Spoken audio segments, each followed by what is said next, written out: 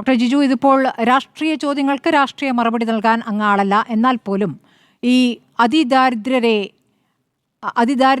പൂർണ്ണമായും ഇല്ലാതാക്കിയിരിക്കുന്നു എന്ന് പറയുന്ന ആ പ്രോസസ്സ് അതെങ്ങനെയാണ് അതിലൂടെ കടന്നു പോയത്? ഇത്ര പെട്ടെന്ന് 2021 ആണ് മന്ത്രിസഭാ യോഗത്തിൽ അങ്ങനെ ഒരു തീരുമാനമുണ്ടായതെന്ന് പറയുന്നു. അതിനുശേഷം വളരെ പെട്ടെന്ന് തന്നെ ആ എണ്ണം 64,000-ലേക്ക് കുറയ്ക്കാനും 64,000 പേരെ കണ്ടെത്താനും അവരെ പൂർണ്ണമായും അതിദാരിദ്ര്യത്തിൽ നിന്ന് കരകയറ്റാനും എങ്ങനെ സാധിച്ചു എന്നാണ്. അതുകൂടി മറുപടി പറയേണ്ട കാര്യമല്ലേ?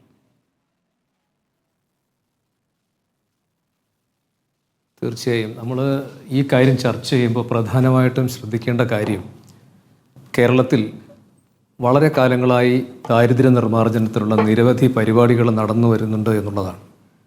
നമുക്കറിയാവുന്നതുപോലെ സാധാരണഗതിയിൽ കേവല വരുമാനം വർദ്ധിപ്പിക്കുക എന്നുള്ളതിനപ്പുറത്തേക്ക് നാം ചരിത്രപരമായി നടത്തിയിട്ടുള്ള നിരവധി പ്രവർത്തനങ്ങൾ, നയസമീപനങ്ങൾ അത് ദാരിദ്ര്യത്തെ ഗണ്യമായിട്ട് കുറയ്ക്കുന്നതിന് സഹായിച്ചിട്ടുണ്ട്. സാധാരണഗതിയിൽ നമ്മൾ വരുമാനത്തെ മാത്രം ഉപജീവിച്ച് ദാരിദ്ര്യത്തെ നിർവചിക്കുമ്പോൾ ഉണ്ടാകുന്നൊരു പ്രശ്നമുണ്ട്. അതിനപ്പുറത്തേക്ക് ദാരിദ്ര്യത്തിൻ്റെ മറ്റു മാനങ്ങൾ കൂടി പരിഗണിച്ചുകൊണ്ടുള്ള ദാരിദ്ര്യ നിർമ്മാർജ്ജനത്തിൻ്റെ ഒരു മാതൃകയാണ് കേരളം പണ്ട് മുതലേ സൃഷ്ടിച്ചത്. അപ്പോൾ അതുകൊണ്ടാണ് ലാൻഡ് റിഫോംസ്, ഭൂപരിഷ്കരണം, അതുപോലെ തന്നെ വിദ്യാഭ്യാസം, മറ്റു മേഖലകളിലൊക്കെ നമ്മൾ വലിയ തോതിൽ പൊതുമേഖലയിൽ മൂലധന നിക്ഷേപം നടത്തുകയും അതിൻ്റെ ഫലമായി നമുക്ക് വലിയ തോതിലുള്ള പുരോഗതി ഉണ്ടാവുകയും ചെയ്തത് എന്നുള്ളത് നമുക്ക് എല്ലാവർക്കും അറിയാവുന്ന കാര്യമാണ്. മാത്രമല്ല നമ്മൾ ഒരു കാര്യം ശ്രദ്ധിക്കാനുള്ളത് 1996 നമ്മൾ ഏതാണ്ട് നമ്മുടെ മുഴുവൻ പദ്ധതി വിഹിതത്തിൻ്റെ 30% തദ്ദേശ ഭരണ സ്ഥാപനങ്ങൾക്ക് കൊടുത്തുകൊണ്ടുള്ള വളരെ വിജയകരമായ മറ്റൊരു മാതൃക കൂടി സൃഷ്ടിച്ചു. അപ്പം അതുകൊണ്ട് എന്താ ഉണ്ടായത്? യഥാർത്ഥത്തിൽ ഈ പറയുന്ന ദരിദ്രരെ നേരിട്ട് ബാധിക്കുന്ന പ്രശ്നങ്ങൾ കൈകാര്യം ചെയ്യാനുള്ള സ്വാതന്ത്ര്യവും ധനപരമായിട്ടുള്ള ശേഷിയും ഒക്കെ തദ്ദേശ ഭരണ സ്ഥാപനങ്ങൾക്ക് ലഭിച്ചു. വാർഡ് തലത്തിൽ ഉൾപ്പെടെ നിരവധി പ്രോജക്റ്റുകൾ, പദ്ധതികളൊക്കെ നടപ്പാക്കാൻ അവർക്ക് കഴിഞ്ഞു. ഇതും നമ്മുടെ പൊതുവായിട്ടുള്ള ദാരിദ്ര്യ നിർമ്മാർജ്ജന പ്രവർത്തനങ്ങളിൽ വലിയ പങ്ക് വഹിച്ചിട്ടുണ്ട്.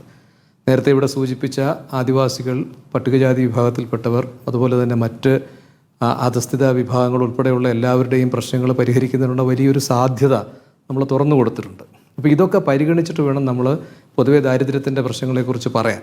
അപ്പോൾ ഇവിടെ അതിദാരിദ്ര്യം എന്നുള്ളത് നമ്മൾ നിർവചിച്ചത് വിവിധങ്ങളായിട്ടുള്ള ക്ലേശഘടകങ്ങൾ. ആ ക്ലേശഘടകം എന്ന് പറയുമ്പോൾ സാധാരണഗതിയിൽ ഒരു മനുഷ്യന് ഉപജീവനത്തിനോ അല്ലെങ്കിൽ ഭക്ഷണത്തിനോ രോഗചികിത്സയ്ക്കോ ഒന്നും സാധ്യമല്ലാത്ത ചില അതിദാരിദ്ര്യത്തിൻ്റെ ഒറ്റപ്പെട്ട തുരുത്തുകൾ കേരളത്തിലുണ്ട് എന്നുള്ളത് ബോധ്യപ്പെട്ടതിൻ്റെ അടിസ്ഥാനത്തിൽ അവയെ കഴിയുന്നത്ര സൂക്ഷ്മതയോടെ കണ്ടെത്തുന്നതിനും അവരെ കണ്ടെത്തി അവരുടെ ദാരിദ്ര്യത്തിൻ്റെ ഘടകങ്ങൾ എന്തൊക്കെയാണോ ആ ഘടകങ്ങൾ ഒന്നൊന്നായി പരിശോധിച്ചുകൊണ്ട് അതിനൊക്കെ പ്രതിവിധി തേടുക എന്നുള്ള ഒരു തന്ത്രമാണ് സ്വീകരിച്ചത്. ഡോക്ടർ ജിജു പി എലക്സ്, പക്ഷേ അതിദാരിദ്ര്യത്തെക്കുറിച്ചുള്ള നിങ്ങളുടെ വ്യാഖ്യാനമാകണം പൊതുവിൽ അത് അനുഭവിക്കുന്നവരുടെ വ്യാഖ്യാനം എന്നില്ലല്ലോ. ഇപ്പോൾ വീടില്ലാത്തവർ, ഭൂമിയില്ലാത്തവർ ഒക്കെ അതിദരിദ്രർ തന്നെയാണ്. ആദിവാസികളുടെ കണക്ക് എത്രത്തോളം ആദിവാസികൾ ഈ പറയുന്ന 64,000-ൽ പെടുന്നുണ്ട്? അതൊരു ചോദ്യമല്ലേ? അത് അവരിൽ നിന്ന് തന്നെ, അവർക്കിടയിൽ പ്രവർത്തിക്കുന്നവരിൽ നിന്ന് തന്നെ ആ ചോദ്യം വരികയാണ്.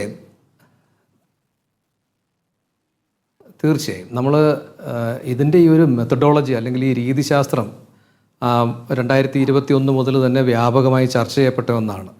അത് നിങ്ങൾക്ക് ഇവർക്കും അറിയാവുന്നതുമായിരിക്കും. ഇപ്പോൾ ഇവരെ എങ്ങനെ കണ്ടെത്തി എന്നുള്ളത് നമുക്കൊക്കെ അറിയാവുന്നതുപോലെ ഒരു വലിയ തോതിലുള്ള പങ്കാളിത്ത പ്രവർത്തനത്തിലൂടെയാണ്. ഓരോ പ്രദേശത്തുമുള്ള വാർഡുകളിൽ അവിടെ പ്രവർത്തിക്കുന്ന ജനപ്രതിനിധികൾ, കുടുംബശ്രീയുടെ അംഗങ്ങൾ, അതുപോലെ തന്നെ ആശ്രയ പരിപാടിയൊക്കെ ആയിട്ട് ബന്ധപ്പെട്ട് പ്രവർത്തിച്ച ഉദ്യോഗസ്ഥർ, സന്നദ്ധ പ്രവർത്തകർ, ഇവരുടെയൊക്കെ പൊതുവായിട്ടുള്ള ചർച്ചകളിലൂടെ ആ പ്രദേശത്ത് ഈ അതിദാരിദ്ര്യം എന്ന് ഞാൻ നേരത്തെ വിശേഷിപ്പിച്ച തരത്തിൽ അത് ചില ഘടകങ്ങളുണ്ട്. ആ ഘടകങ്ങൾ ഒന്നൊന്നായിട്ട് പറയാൻ എനിക്ക് സമയമുണ്ടോ എന്ന് എനിക്കറിയില്ല. സമയം തരികയാണെങ്കിൽ ഞാനതിനെക്കുറിച്ച് വിശദമായിട്ട് പറയാം. ആ ഘടകങ്ങൾ ഒന്നൊന്നായി പരിശോധിച്ചുകൊണ്ട് അതിനകത്ത് ആ ഘടകങ്ങൾ ഏറ്റവും കൂടുതൽ ദോഷകരമായി ബാധിക്കുന്ന ആരൊക്കെയുണ്ട് എന്നുള്ളത് ആദ്യം ഒരു നിർണയം നടത്തുക ചെയ്തത്. അവരുടെ ലിസ്റ്റ് വീണ്ടും സൂക്ഷ്മമായി നിരവധി തലങ്ങളിൽ പരിശോധിച്ചുകൊണ്ടാണ് ഈ 64,006 കുടുംബങ്ങളെ കണ്ടെത്തിയിട്ടുള്ളത്. നമ്മളൊരു കാര്യം മനസ്സിലാക്കണം. ഇപ്പോൾ ഒരു ചെറിയ ഉദാഹരണം ഞാൻ പറയാം. ആശ്രയ എന്ന് പറയുന്ന പദ്ധതി 2002 തുടങ്ങിയതാണ്. അത് 2017 ആയ സമയത്ത് ഡെസ്റ്റിറ്റ്യൂട്ട് ഫ്രീ കേരള എന്ന് പറയുന്ന പദ്ധതിയായിട്ട് മാറി. ഈ അതിദരിദ്രരെ കണ്ടെത്തുന്ന പ്രക്രിയയിൽ നമ്മൾ വെച്ചിരുന്ന ഒരു മാനദണ്ഡം ഈ പറയുന്ന പദ്ധതിയിൽ നിന്ന് എന്തെങ്കിലും തരത്തിൽ പ്രയോജനം സിദ്ധിക്കുന്നവരെ, ലഭിച്ചുകൊണ്ടിരിക്കുന്നവരെ ഇതിനകത്ത് ഉൾപ്പെടുത്തേണ്ട എന്നാണ്. അപ്പോൾ അങ്ങനെ ചില വ്യവസ്ഥകളുണ്ടായിരുന്നു.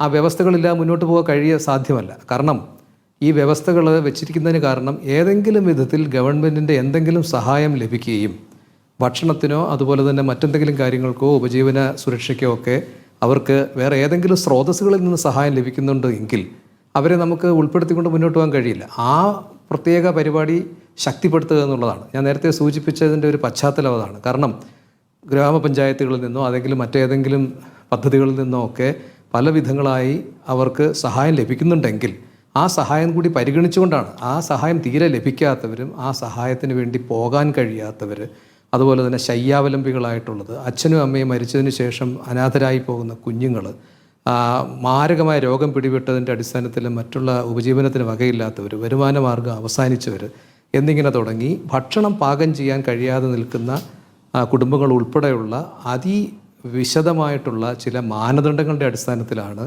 നമ്മൾ ഇവരെ തിരഞ്ഞെടുത്തത്. ആ മാനദണ്ഡങ്ങൾ എങ്ങനെ ഉപയോഗിച്ചു എന്ന് ചോദിച്ചു കഴിഞ്ഞാൽ ആ മാനദണ്ഡങ്ങൾ വളരെ വളരെ ശാസ്ത്രീയമായിട്ട് തന്നെ എടുത്തിട്ടുള്ളത്. 2 ഉദാഹരണം ഞാൻ പറയാം. ഒന്ന്, നമ്മുടെ ഈ മൾട്ടി ഡയമെൻഷണൽ പോവർട്ടി ഇൻഡെക്സ് എന്നുള്ളത് ഒരു പുതിയ ആശയമല്ല, അത്ര പുതിയ ആശയമെന്ന് പറയാൻ കഴിയില്ല. അമർത്യ സെൻ ദാരിദ്ര്യത്തിൻ്റെ വിവിധ മാനങ്ങളെക്കുറിച്ച് വിശദമായിട്ടുള്ള ഒരു സമീപനം പ്രസിദ്ധീകരിച്ചതിന് ശേഷം ലോകമെമ്പാടും ദാരിദ്ര്യത്തിൻ്റെ പൊതുവായിട്ടുള്ള വിശകലന രീതി അല്ലെങ്കിൽ അതിൻ്റെ നിർണയ രീതി കേവലം വരുമാനം മാത്രമല്ല മറിച്ച് മറ്റു മാനങ്ങളുണ്ടുകൂടി എന്നുള്ള ചർച്ച വന്നതിന് ശേഷമാണ് ഇപ്പോൾ ഓക്സ്ഫോർഡ് യൂണിവേഴ്സിറ്റി അതിൻ്റെ ഭാഗമായിട്ട് ഇപ്പോൾ നീതി ആയോഗ് ഓക്സ്ഫോർഡ് യൂണിവേഴ്സിറ്റി കൂടെ ചേർന്നുകൊണ്ട് നടത്തിയിട്ടുള്ള മൾട്ടി ഡയമെൻഷൻ പോവർട്ടി ഇൻഡെക്സിൻ്റെ ഒരു പുതിയ നിർണയ രീതി, ഇതൊക്കെ ലോകമെമ്പാടും വന്ന് കൊണ്ടിരിക്കുന്ന ഒരു കാലഘട്ടമാണ്.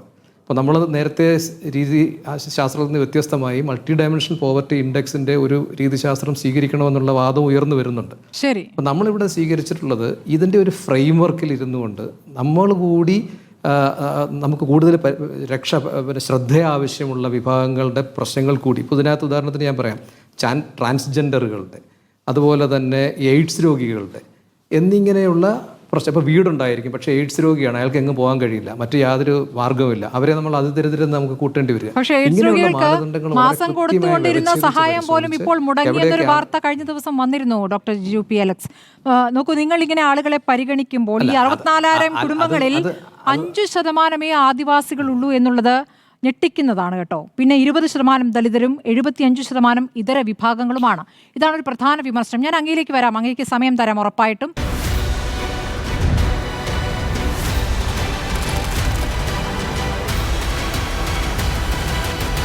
ഡിബേറ്റ് വിത്ത് സ്മൃതി പരുത്തിക്കാട്.